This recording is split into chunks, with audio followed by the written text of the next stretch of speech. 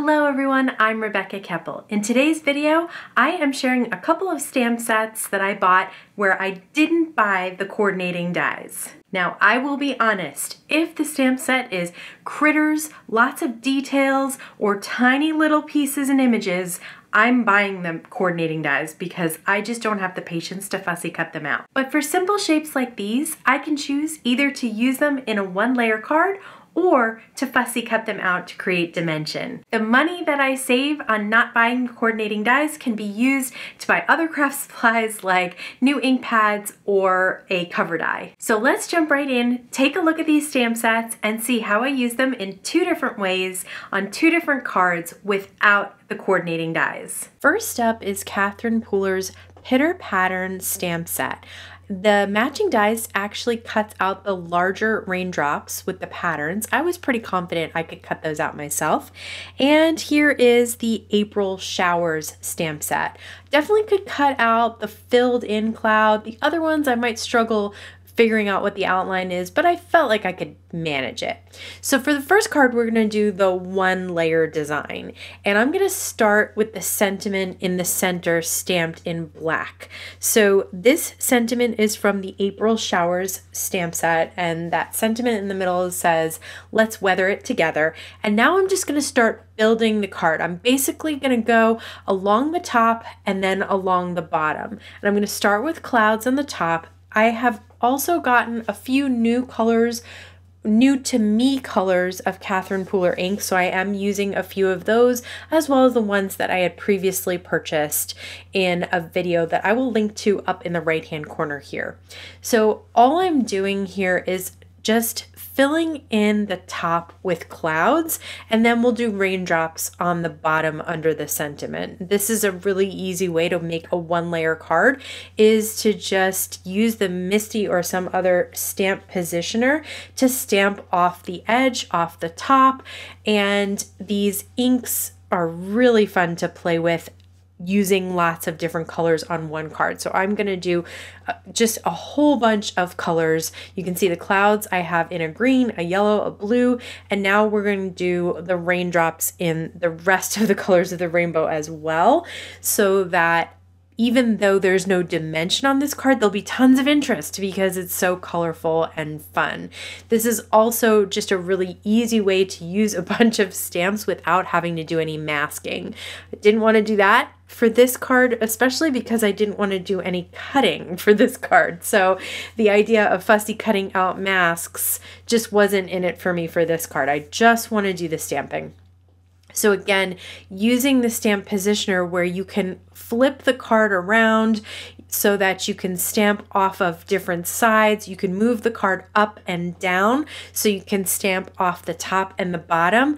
And it would be fine to use the original MISTI here, but I was able to do all of this with just the mini MISTI. So either one will work with this because you can see you have two grid lines left on the bottom, two grid lines left on the right-hand side in order to move that panel around from the top corner to the bottom corner. Here, I flipped it around so it's upside down so that I could stamp off the bottom of a different color of the raindrops. And I love that these cute little raindrops have different patterns to them, dots, stripes, little swirlies, and then they have some filled in raindrops as well. Here's the Do-Si-Do ink, just really cute colors if you use them all together like this.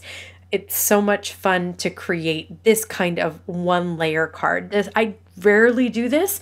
Mostly I'm doing multi-layer cards because I do like dimension, but this one I thought was a lot of fun and it was really easy to put together, especially with a stamp positioner and a bunch of different colors of ink. For the second card, I decided to use the sentiment from the Pitter Pattern stamp set that says, "I'm here, rain or shine." This time I am going to make a sentiment strip, so I'm stamping it at the bottom of an A2 piece of white cardstock with Suede Shoes ink. It's kind of a nice dark blue, so if you're tired of stamping in black ink for sentiments, I definitely recommend checking out a navy or a really dark blue. It just changes things up a little bit. So I mentioned in the beginning that I felt like this was the cloud I could probably cut out the easiest. So this was the cloud that I went to. And often with these larger stamps like this, I do stamp it twice just to fill in any spots. I know a lot of times this ink will spread out, but because I'm showing it to you quickly as I'm creating it, I want to make sure that it looks nice and smoothed out as we're working with it right away. I'm gonna use 3 of the raindrops from the Pitter pattern stamp set with different patterns on them. I'm gonna stamp them all up with Cummerbund Catherine Pooler ink. And again, for these, there were like just some little spots. Sometimes the ink beads up on the stamp. It's totally okay. It just means sometimes you need to stamp it twice to get a really, really nice impression. I am going to use this pattern paper, which is actually a slimline piece of pattern paper with the quilted cover panel die, and cut out just a few triangles. I don't want them all filled in, just some of them. This is about my level of fussy cutting. So with fussy cutting, I'm like the person who cuts bangs and it's like, oh, this side is a little too short now. This side's a little too short now.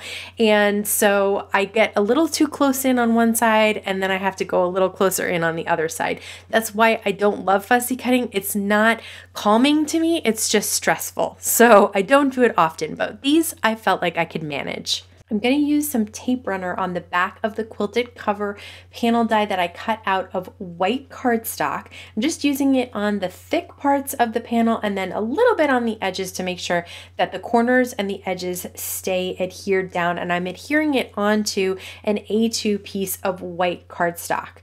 Now I'm going to take that same tape runner, just put a little tiny bit on some of those pattern triangles that we had cut out from the slimline pattern paper, and I am just adhering them in a pattern. So you can see I started at that top there, and as I moved around I was like, oh yeah, this makes sense. I'm just gonna do this one square here and then the square in the center, and I'm gonna leave the rest of it white on white. So this was just a really fun way to kind of make an accent on this card.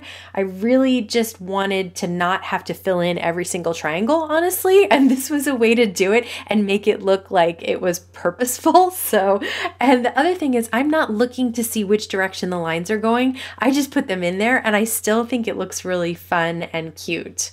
So I'm popping up the sentiment that I cut down into a sentiment strip, and I am just going to adhere that flush to the right hand side of the card. Again, I really like the blue sentiment strip there. I'm going to pop up my cloud. So the benefit of having dies is that you can cut things out and then pop them up. That's the really nice thing about having coordinating dies. You don't have to do any masking and you can always make things dimensional. And I love dimension on cards. It just adds some interest and some fun too. But this fussy cutting worked out just fine. I'm going to use the Nuvo embellishment tool and the Thermoweb Ultra Bond liquid adhesive. I'm just going to put some dots down around those raindrops, and then I'm using some Pretty Pink Posh little confetti sequins in clear, and I just love these. These are my favorite sequins. I think this is probably like the 3rd or 4th pack that I've bought from them. I use them all the time. So that's another really fun way to create with these stamp sets without having the dies. And here are the 2 of them together. But I love dies, but sometimes it's just nice to create with the stamps. While it's true that you don't always have to buy those simple shape coordinating dies, sometimes they can really be nice to have. And in a future video, I'll share some ways to use them where you don't even need to use the stamp sets. If you like seeing Catherine Pooler stamps, dies, and ink pads, check out this video that I filmed over here. As always, I want to thank you so much for spending time with me today. Please stay safe, stay healthy, and I'll see you again soon.